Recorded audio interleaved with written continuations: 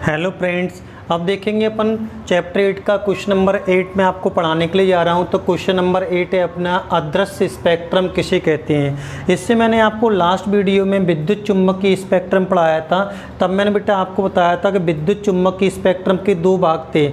एक था अपना कौन सा दृश्य स्पेक्ट्रम, दूसरा था अपना अदृश्य स्पेक्ट्रम। दो भाग थे ना बेटा, मैंने आपको पढ़ाया था दृश्य स्पेक्ट्रम और दूसरा था अपना अदृश्य स्पेक्ट्रम।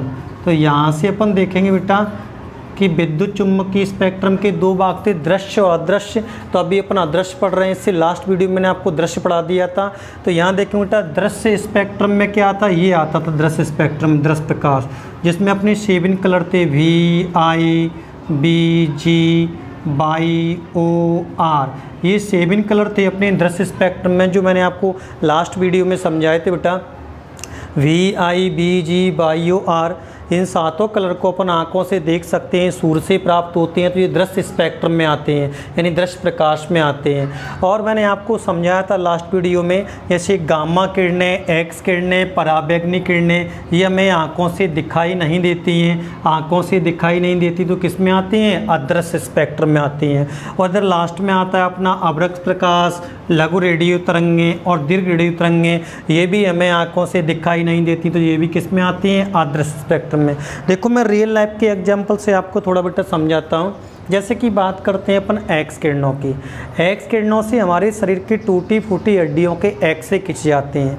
कभी किसी की बोन्स फ्रैक्चर हो जाती है, हाथ की हड्डी वगैरह कभी टूट जाती है, तो एक्सरा करवाते हैं। जब एक्सरा करवाते हैं तो कब हमारे हाथ का एक्सरा हो जाता है, ये हमें महसूस नहीं होता है और ना ही हमें किरणें दिखाई देती हैं। क्यों नहीं दिखाई देती हैं?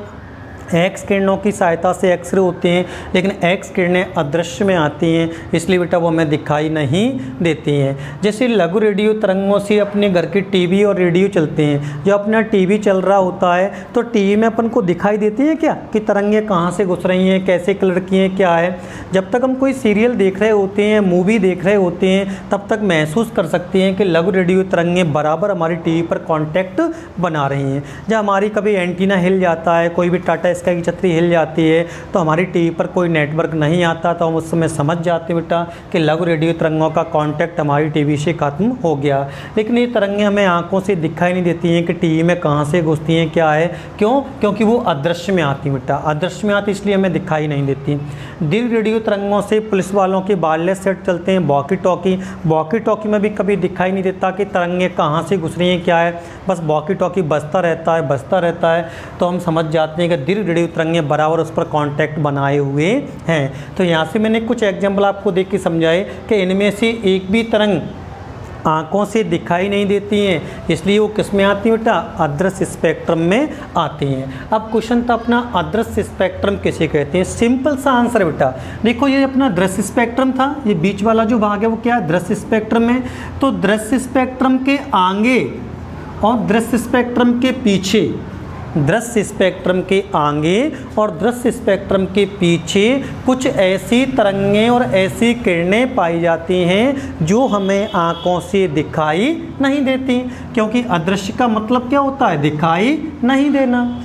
तो अदृश्य स्पेक्ट्रम क्या होता है कि दृश्य स्पेक्ट्रम के आगे और पीछे कुछ तरंगें और कुछ किरणें ऐसी पाई जाती हैं जो हमें आँखों से दिखाई नहीं देती हैं। आँखों से दिखाई नहीं देती हैं तो वो क्या कहलाती हैं, अदृश्य स्पेक्ट्रम कहलाती हैं। समझ में आया बेटा अदृश्य क्या होता है। दृश्य के आगे और पीछे कुछ तरंगें और कुछ किरणें ऐसी पाई जाती हैं जो हमें आँखों से दिखाई नहीं देती हैं, अदृश्य स्पेक्ट्रम कहलाती हैं। Okay, thanks.